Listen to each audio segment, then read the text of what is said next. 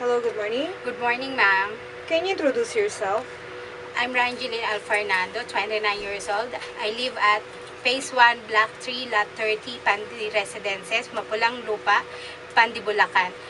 I have 4 brothers and I'm the second child of the family. Are you single?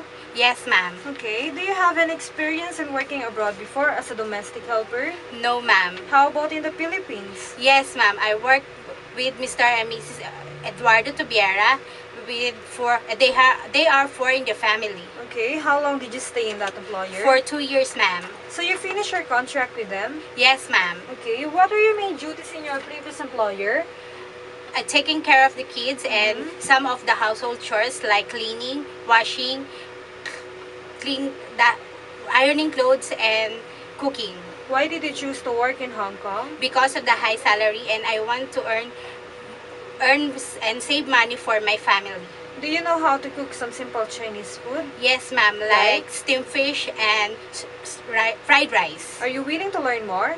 Yes, ma'am. Are you willing to take care of a newborn baby? Yes, ma'am. How about an elder person? Yes, ma'am. Okay, what can you teach to your employer's children? I will teach them good manner and reading, speaking English, and writing. Can you sing a nursery song? Yes, ma'am. Can you give an example, please?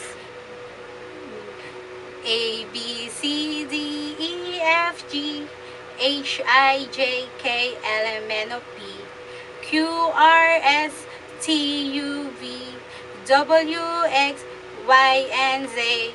Okay, thank you. Now, what kind of employer are you looking for? Nice and understanding. Are you afraid of dogs and cats? No, ma'am. So you're willing to take care of pets? Yes, ma'am. Okay, what can you say about yourself, your attitude? I'm a hardworking, patient, and honest. Can you give a short message to your future employer so that they will hire you? Hi, ma'am.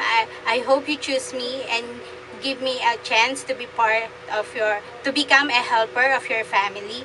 And I'll promise that I will take good care of your kids, and I will do my best. That's all, ma'am. Okay, can you promise to be hardworking and obedient? Yes, ma'am.